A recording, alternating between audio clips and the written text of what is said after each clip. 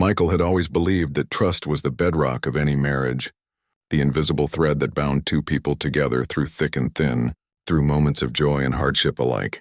And for 8 long years he had never once doubted that his wife Emily was anything but faithful. Loyal and devoted to the life they had built together. They had met during their early 20s, when life had been nothing but a whirlwind of dreams, hopes, and laughter, and from that moment onward Michael had seen her as his partner in everything. The woman who filled his quiet world with color and warmth, the woman who smiled at him across dinner tables and whispered plans for their future. Into the darkness as they drifted off to sleep.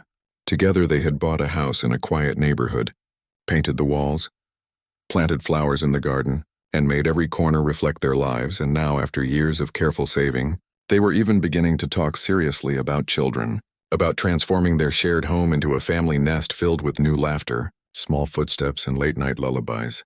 Michael worked steadily as an architect, spending long hours sketching and designing buildings that would one day rise against the skyline, while Emily, ambitious and sharp-minded, had carved out a promising career at a marketing firm where her talents were recognized and celebrated. He admired her drive, often telling her how proud he was of the woman she had become, and in return she would flash that dazzling smile and say she couldn't have done it without him. Life, though not perfect, seemed stable, secure, and brimming with promise, and Michael had no reason to think the story they were writing together would one day twist into betrayal. But slowly, like cracks spreading in the foundation of a house, the signs began to appear. At first they were subtle, almost invisible to anyone who wasn't looking closely, and Michael, in his devotion and trust, ignored them. Emily started working later than usual, coming home exhausted and distracted, her phone buzzing constantly with notifications she dismissed with a sly swipe of her finger. When Michael, half joking, half curious, would ask who it was, she would laugh lightly and say it was just her team, just colleagues checking in on projects, nothing important. One name in particular, however, seemed to crop up again and again: Mark. She spoke of him casually, in that breezy way people use when they want to sound harmless, and she insisted whenever Michael raised an eyebrow that he was just a friend, just someone she worked with closely, nothing more. "You're being paranoid, Mike," she would say, chuckling as if the idea itself was absurd, and though her words should have reassured him, they never quite managed to. Still, Michael loved her, and he wanted desperately to believe her, to silence the gnawing voice in the back of his mind that whispered something wasn't right. The cracks grew wider with time. She began missing anniversaries with flimsy excuses, forgetting the small traditions they had built together. An annual dinner at their favorite restaurant, a handwritten note tucked into a card. Her kisses became half-hearted, quick brushes that lacked the spark they once carried, and her touch grew rare, distant, as though she was always distracted by something else.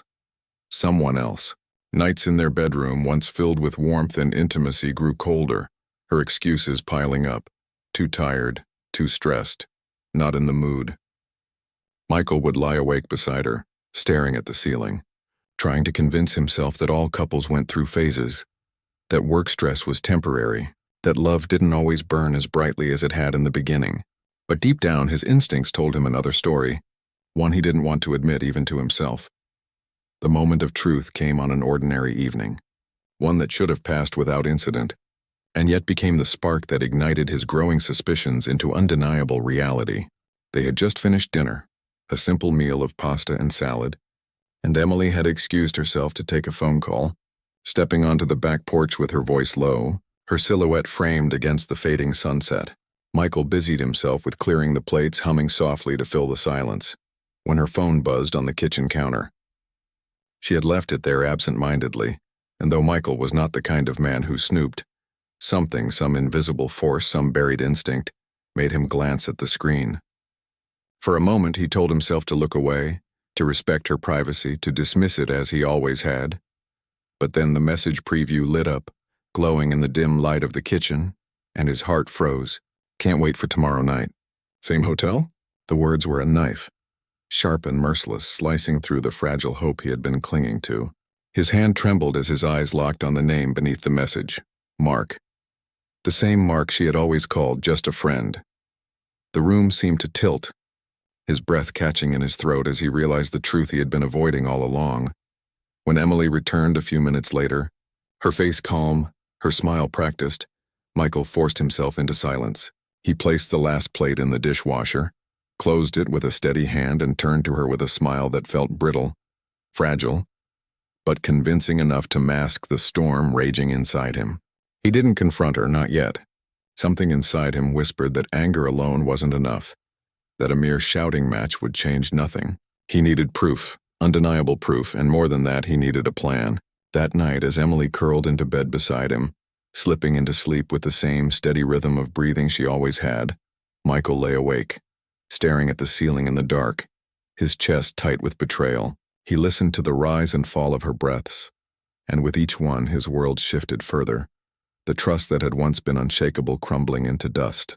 He turned his head to look at her, her face peaceful in the dim glow of the moonlight streaming through the window, and for the first time, he didn't see his wife, the woman he had loved, cherished, and built a life with, but a stranger who had lied, who had betrayed him, who had mocked his faith in her with every whispered word of just a friend. He closed his eyes, forcing back the anger, the grief, the urge to scream and wake her. Not yet. This was bigger than a single confrontation.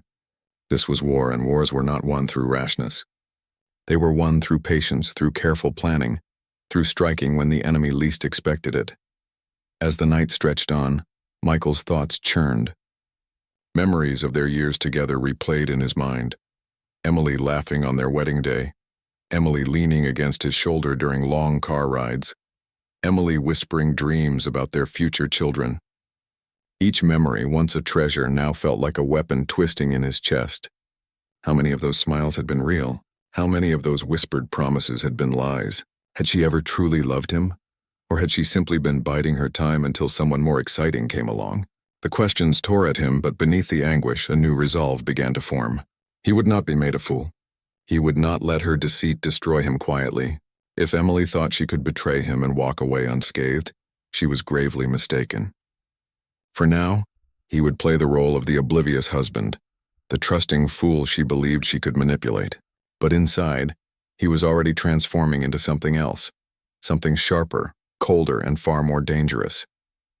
By the time dawn painted the sky in pale shades of pink and gold, Michael had made his decision.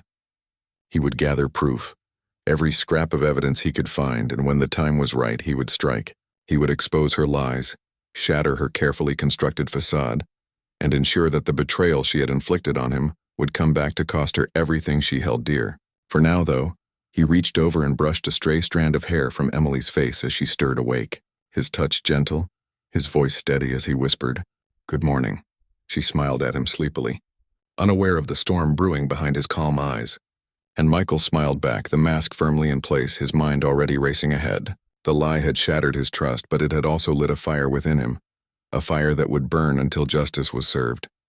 The days that followed Michael's discovery were some of the hardest of his life, for every instinct inside him screamed to confront Emily, to demand answers, to release the storm of anger that threatened to consume him whenever he looked at her. Yet he knew, deep down, that confronting her too soon would only lead to more lies, more manipulations, more excuses spoken with those tear-filled eyes that had once disarmed him so easily.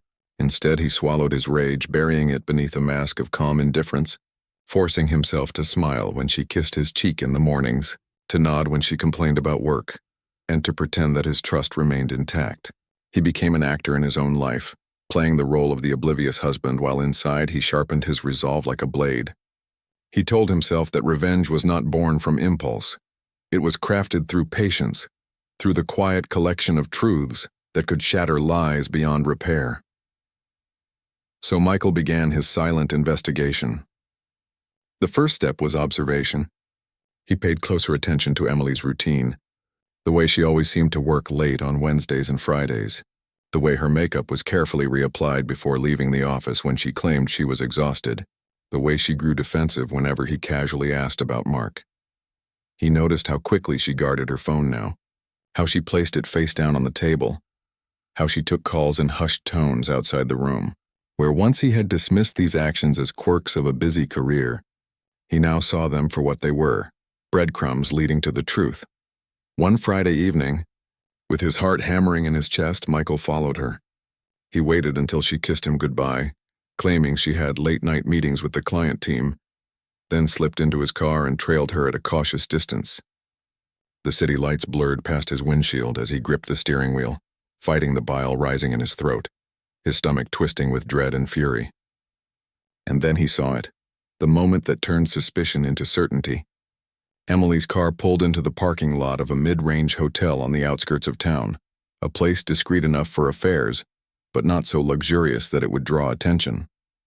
She stepped out of her car, smoothing her hair, her smile bright, her steps quick with excitement.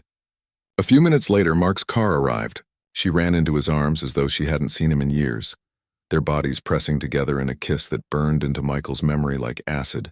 His chest tightened, his vision blurred, but instead of storming out of the car and tearing them apart in a blaze of fury, he did what he had come to do. He lifted his phone, hands trembling, and recorded everything. The proof was undeniable in a way that no excuse could ever erase. From that night forward, Michael's life took on a new rhythm. By day, he continued his charade, pouring Emily's coffee, smiling when she told him she was exhausted from work, and pretending to believe her lies. By night, he became a shadow, tracking her movements, photographing her rendezvous, compiling receipts of hotel stays charged to her shared credit card. Each piece of evidence became a weapon, each discovery a reminder that patience was his ally. He even went so far as to confide in a divorce lawyer, a sharp, calculating man named Richard, who assured him that with the mountain of evidence he was gathering, the case would lean heavily in his favor. Richard reminded him, though, that revenge could take more than one form: financial, emotional, social. And Michael realized then that simply divorcing Emily and walking away would not satisfy the fire inside him. She had not only betrayed him but humiliated him, stolen years of trust and love, and left him to live in the shadow of a lie. For that, she deserved more than just separation. She deserved exposure. The opportunity came sooner than Michael expected. One Sunday, Emily's parents called, inviting the couple over for a family dinner to celebrate her father's retirement. Emily was thrilled, chattering excitedly about how proud her parents were of their marriage, how they always said she had chosen the perfect husband. Michael felt a bitter laugh rising in his throat at her words, but he masked it with a gentle smile, nodding in agreement. Inside, though, he knew this was it, the stage upon which her lies would crumble, the moment he had been preparing for since the night he saw her in another man's arms. The evening of the dinner, Michael prepared meticulously. He dressed neatly, combed his hair, and packed a folder filled with the evidence he had gathered. Photos of Emily and Mark locked in passionate embraces, screenshots of messages filled with promises and rendezvous details, copies of receipts that tied her directly to her deceit. As they drove to her parents' house, Emily sat beside him, humming lightly, her phone in her hand, smiling at messages he no longer bothered to ask about. Michael's grip tightened on the steering wheel, but his expression remained serene. Tonight, he told himself, she would learn what it meant to destroy a man's trust. The dinner began pleasantly enough. Emily's parents welcomed them warmly, praising Michael as always, their voices filled with affection for the son-in-law they believed adored their daughter unconditionally. Emily basked in the glow of their approval, laughing, telling stories about her job, pretending to be the picture of a devoted wife. Michael sat quietly, letting her weave her lies one last time, his gaze steady, his mind rehearsing the moment he would finally unmask her. The table was filled with laughter and the clinking of glasses, her father raising a toast to family, to loyalty, to the bonds that held them together. And then Michael rose to his feet. His voice was calm, steady, but carried a weight that silenced the table instantly. "There's something I'd like to share with everyone," he said, his eyes locked on Emily's. Her smile faltered, her fork pausing mid-air, as though some instinct warned her of what was to come. Slowly, deliberately, Michael placed the folder on the table and slid it open.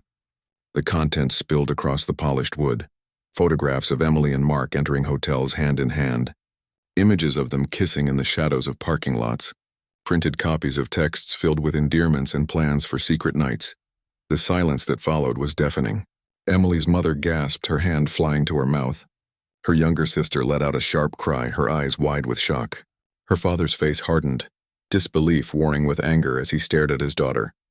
Emily's face drained of color, her lips parting in soundless horror as she realized what lay before her. "You said he was just a friend, Emily. Michael said softly, his voice laced with cold steel. "But I guess friends don't usually spend nights at hotels." The room erupted. Emily's mother demanded explanations through tears. Her father's voice thundered with rage. Her sister whispered in disbelief.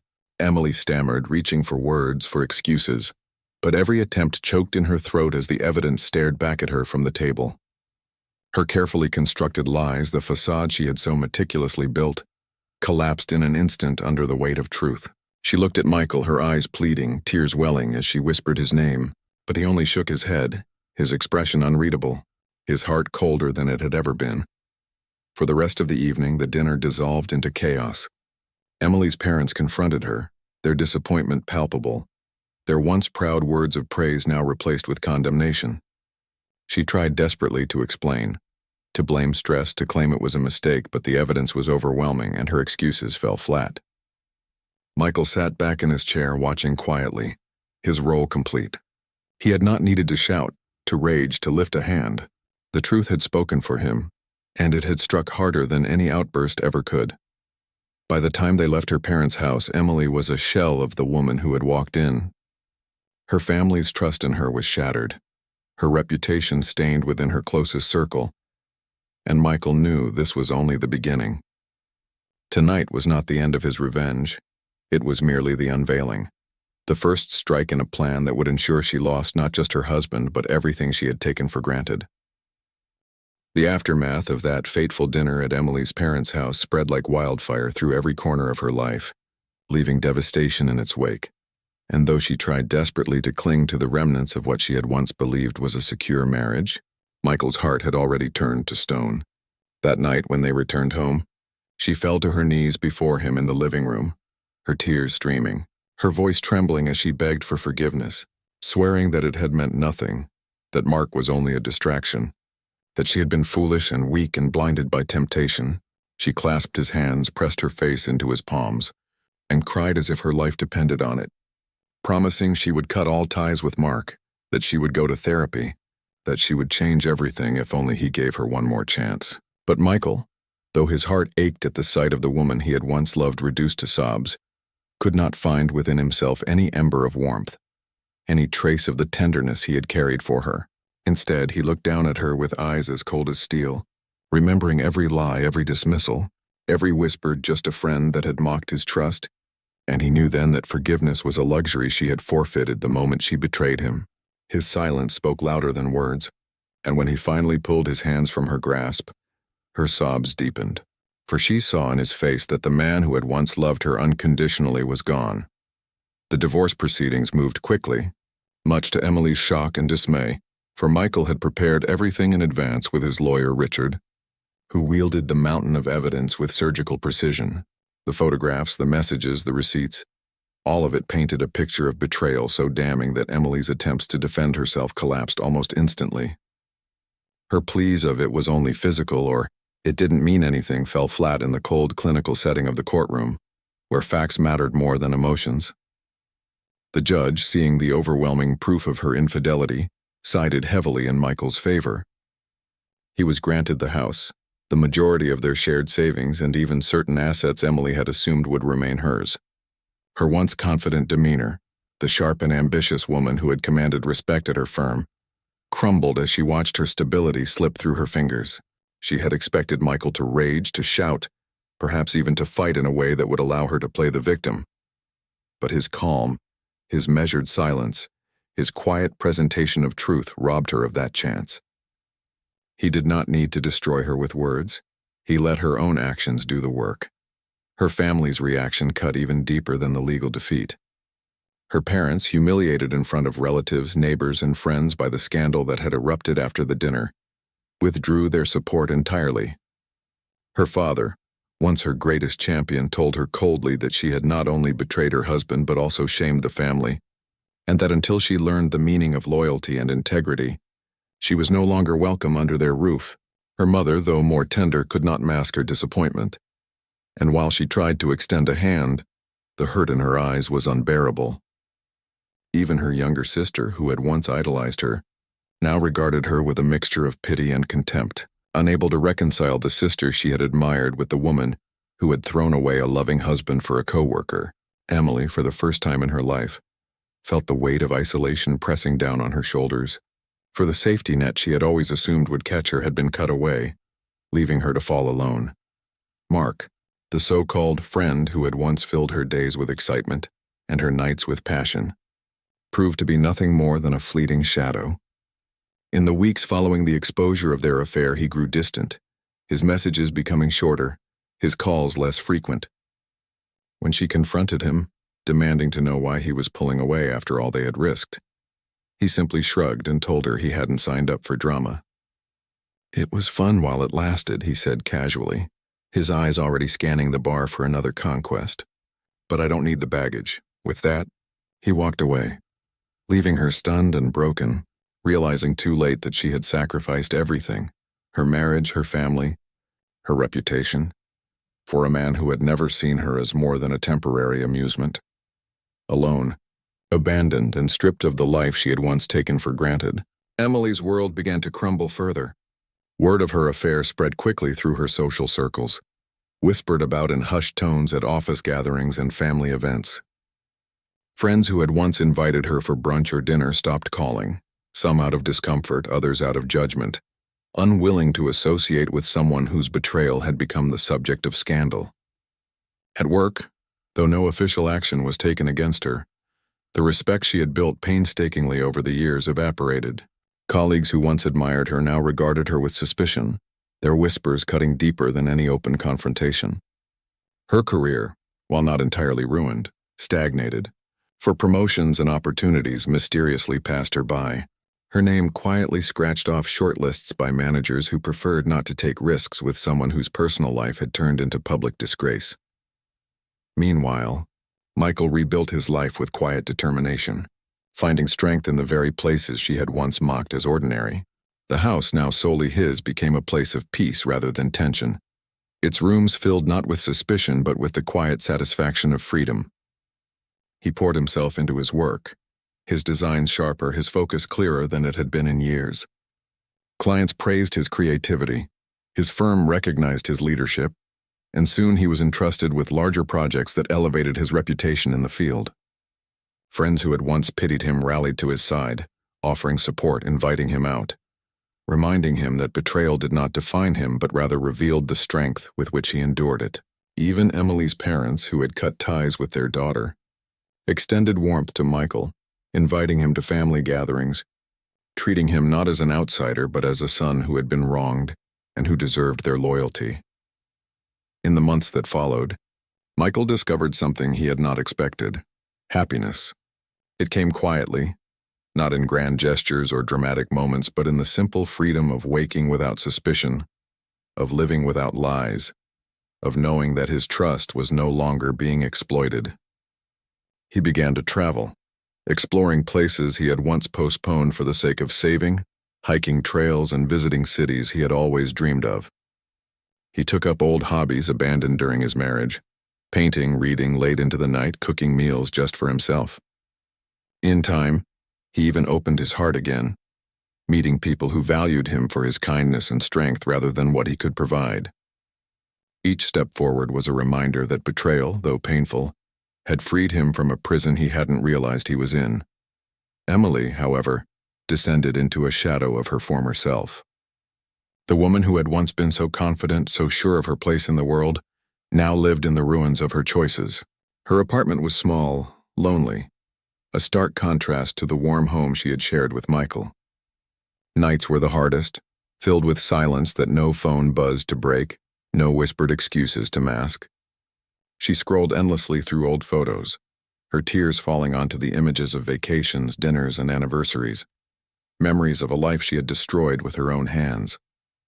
She tried dating again, but every man she met seemed either uninterested in commitment or quick to discard her when they learned of her past. She longed for the stability, the devotion, the steady love that Michael had once given so freely, but it was gone, and no amount of regret could bring it back. In the end, Emily was left with nothing but her shame, the weight of her choices pressing down on her like an anchor she could not cut loose. She had gambled with the most precious thing she had, a man's trust, and lost everything. Michael, on the other hand, walked away not as a victim, but as a man reborn, stronger, freer, and wiser. His revenge not in cruelty or violence, but in the undeniable truth that while she had lost everything, he had gained a new life, one untainted by deceit. And as he stood on the balcony of his home one evening, the sun setting in a blaze of colors across the horizon, he realized that the sweetest revenge was not in watching her suffer, but in knowing he had survived, thrived, and risen above the betrayal that could have destroyed him. He had turned her lies into the very chains that bound her downfall, and in doing so he had found peace.